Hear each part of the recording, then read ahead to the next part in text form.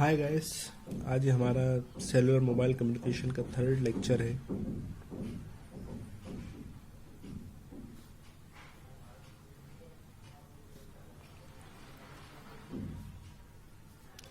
इससे पहले तक हम फर्स्ट जनरेशन मोबाइल टेक्नोलॉजी देख चुके थे। फर्स्ट जनरेशन मोबाइल टेक्नोलॉजी जो कि फ्रीक्वेंसी बेस्ड थी। इसमें एक्सेसिंग किसके बेस पे थी? फ्रीक्वेंसी के बेस पे।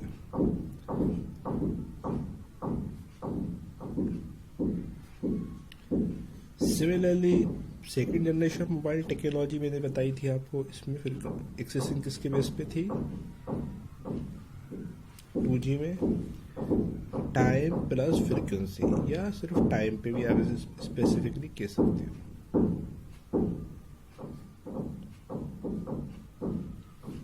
ठीक है, यहाँ क्या था? FDMA थी। FDMA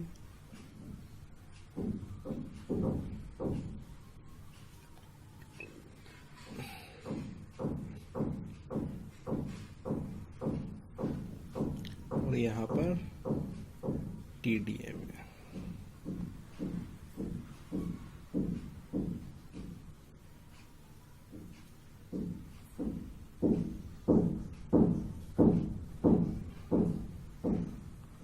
ठीक है, तो दो एक्सेसिंग टेक्निक यहाँ पर यूज थी। एक FDMA first generation mobile technology में यूज थी और TDMA second generation of mobile technology में यूज होती थी। लेकिन हम आगे बढ़ते हैं अगर, तो हम बात करते हैं 2.5 जनरेशन ऑफ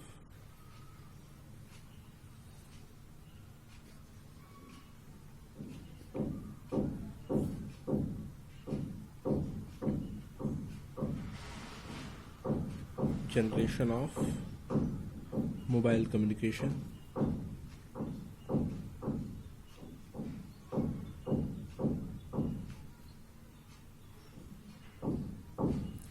मोबाइल कम्युनिकेशन की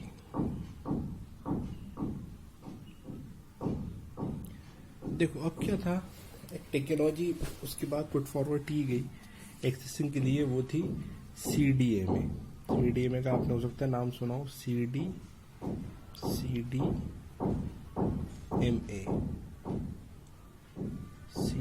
CDMA क्या है? Code divisional multiple access. ठीक है, अब इसमें एक्सेसिंग किस तरह से? CDMA में कोड के थ्रू। इससे पहले किसमें थी? टाइम में और फ्रीक्वेंसी में। Code divisional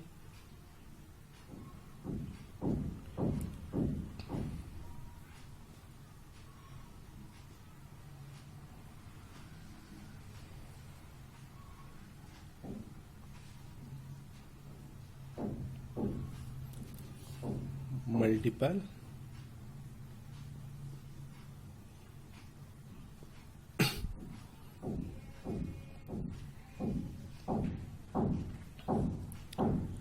access. देखिए,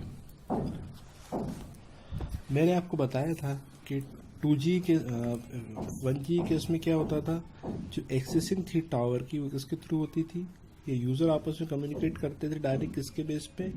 फिक्स्ड फ्रीक्वेंसी अलॉट कर दी जाती थी यूज़र्स को, और वो उसके थ्रू क्या करते थे? एक दूसरे से कम्युनिकेट करते थे। ये जब भी यूज़र को कम्युनिकेट करना होता था, वो पूरी फ्रीक्वेंसी जो इसे अलॉट होती थी उस पर क्या कर देता था? कम्युनिकेट करता था। ये होता था हमारा 1G में।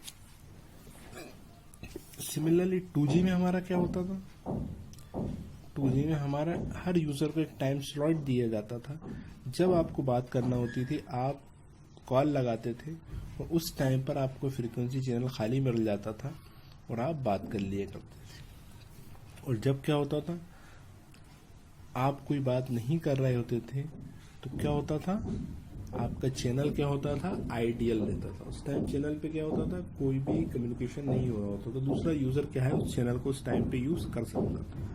लेकिन दोनों में प्रॉब्लम बस यही थी कि एट ए टाइम पर ज़्यादा लोग आपस में कम्युनिकेट नहीं कर सकते थे। क्यों? क्योंकि हमारे पास जो चैनल है था 800 मेगाहर्ट्ज़ का या 850 मेगाहर्ट्ज़ का, वो क्या है, लिमिटेड रेट था। और एक सिटी में क्या है, एक टाइम पे बहुत सारे लोग होते हैं। न्यूयॉर्क सिटी जैसी बड़ी सिटीज़ में एक टाइम पर, जहाँ करोड़ों की आबादी है, बहुत सारे लोग एक टाइम पे कॉल लगा सकते हैं।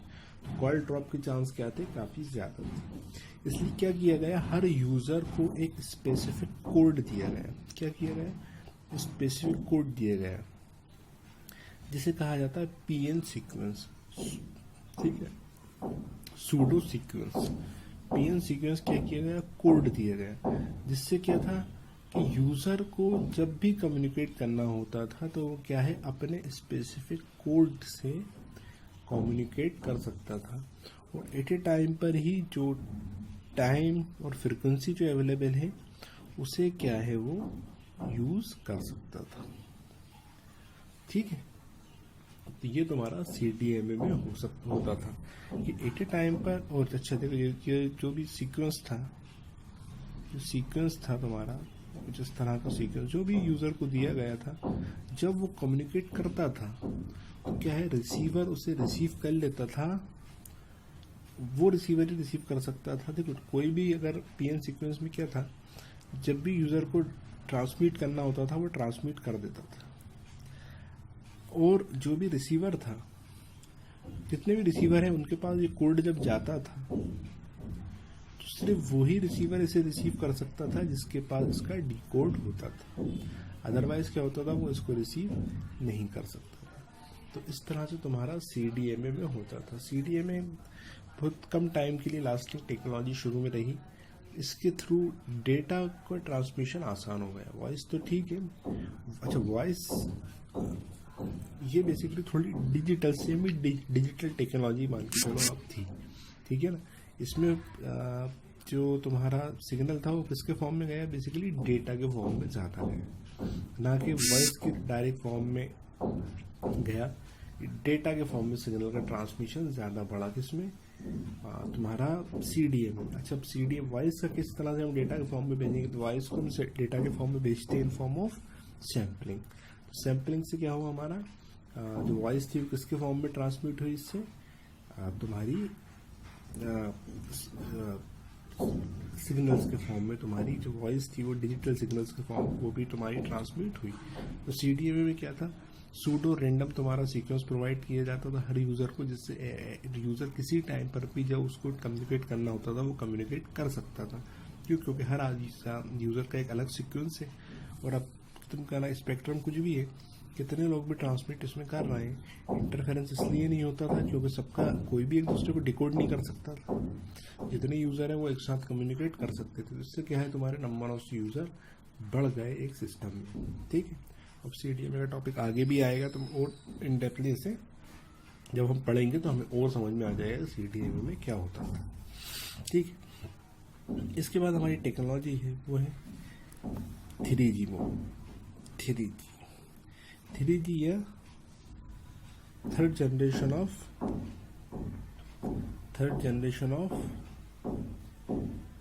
Mobile technology.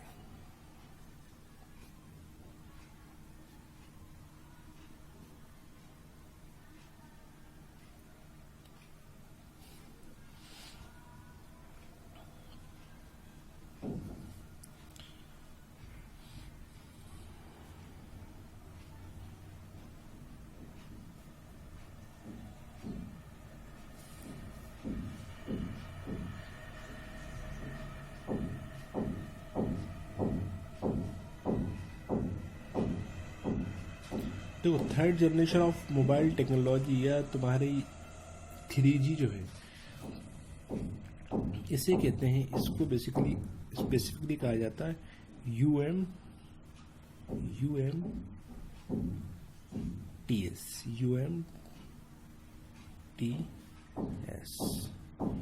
Universal mobile technology system.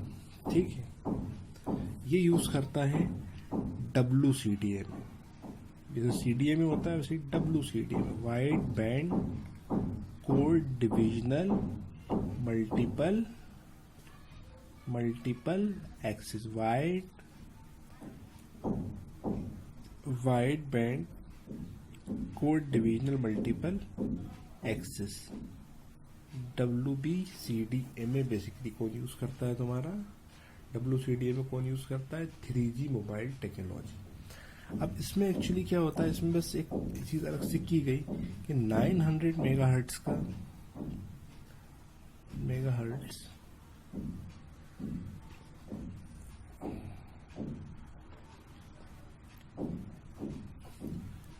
एक UMTS चैनल दिया गया।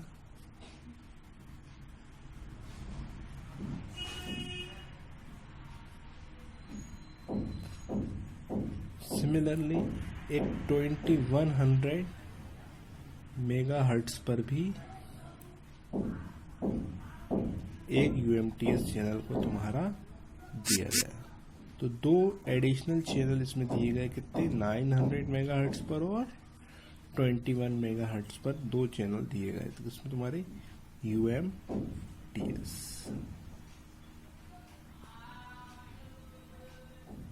ठीक है, तो ये तुम्हारी 3G मोबाइल टेक्नोलॉजी में हो। 3G मोबाइल टेक्नोलॉजी आमतौर पर ज़्यादा तुम्हारी नहीं चल पाई। इसकी वजह ये रही कि इसकी मेनली वजह यही थी 3G की कि बस इसमें सिर्फ स्पेक्ट्रम बढ़ाया गया 900 मेगाहर्ट्ज ये 2100 मेगाहर्ट्ज पर। इसमें इतना ओवरऑल सिस्टम को इतना ज़्यादा इन्हांस नहीं किया गया। इसमें कुछ सिस्टम की कुछ अलग से चीज़ों को इनबिल्ट किया जाता और सिस्टम को डिफाइन किया जाता, अलग से कंपोनेंट डिज़ाइन किए जाते। ऐसा नहीं किया गया, सिर्फ दो अलग से स्पेक्ट्रम प्रोवाइड किए और 3G टेक्नोलॉजी को पुट फॉरवर्ड कर दिया गया। इसलिए ये टेक्नोलॉजी इतनी एवर लास्टिंग नहीं रही, ना ही इससे कोई इतना बेनिफिट मिला। बस क्योंकि इससे क्या हुआ कि सिर्फ बैंड बढ़ गए, इक्विपमेंट वहीं के वहीं रहे। तो इसलिए ये टेक्नोलॉजी इतनी ज़्यादा तुम्हारी सक्सेसफुल नहीं रही। इसके बाद तुम्हारी आती है 4G technology. 4G technology, fourth generation of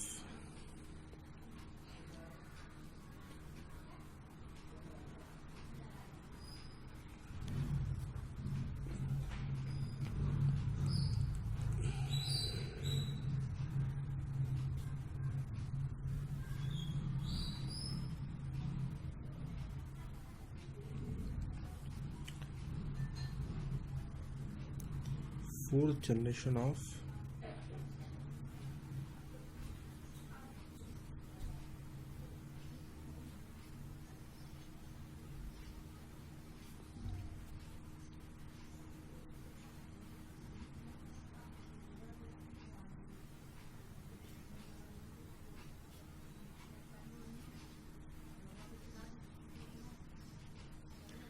अब देखो 4G मोबाइल टेक्नोलॉजी तुम्हारी थी ओवरऑल एक मोबाइल टेक्नोलॉजी की तरह इसने तुम्हारा रिप्लेस कर दिया 3G मोबाइल टेक्नोलॉजी को और 2G मोबाइल टेक्नोलॉजी को। 4G मोबाइल टेक्नोलॉजी में तुम्हारा क्या था?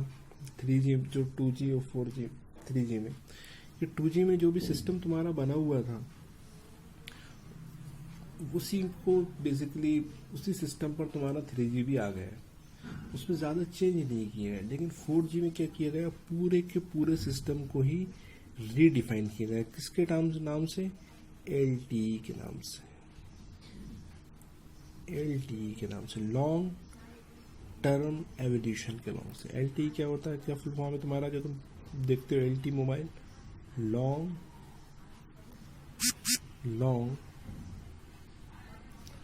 टर्म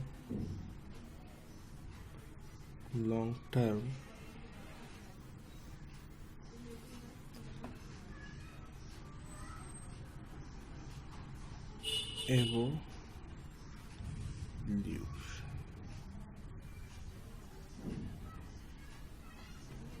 तो इसमें क्या किया गया, LTE के नाम से पूरे के पूरे एक नए सिस्टम को ही बनाया गया जिसमें तुम्हारे टावर्स हों, इन्हें सेल साइट्स कहा जाता है, तुम्हारे MTSOs हों, इन सब के जो इक्विपमेंट हैं, इन सब पे जो इक्विपमेंट लगाए गए ट्रांसमिटिंग रिसीविंग के लिए, जो एंटीना और जितनी चीज़ें थी आमतौर पर उन्हीं का डिजिटलाइजेशन किया गया। इसके अलावा 1600 मेगाहर्ट्ज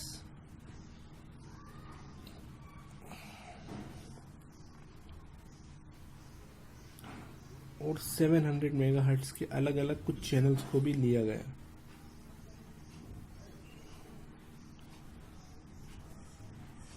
इसके अलावा इसमें गीगाहर्ट्ज रेंज में भी चैनल्स को लिया गया है। लाइन ऑफ साइट कम्युनिकेशन भी इसमें किया गया, बताएंगे आगे आएगा तो ऊपर से पढ़ेंगे। गीगाहर्ट्ज रेंज में भी क्या किया गया, चैनल्स को इसमें लिया गया। इसके अलावा डिवाइस से लेके तुम्हारा जो भी कंपोनेंट्स थे तुम्हारे टावर्स पे, तुम्हारी केबल, तुम्हारी जो ऑप्टिकल फाइबर केबल्स थी,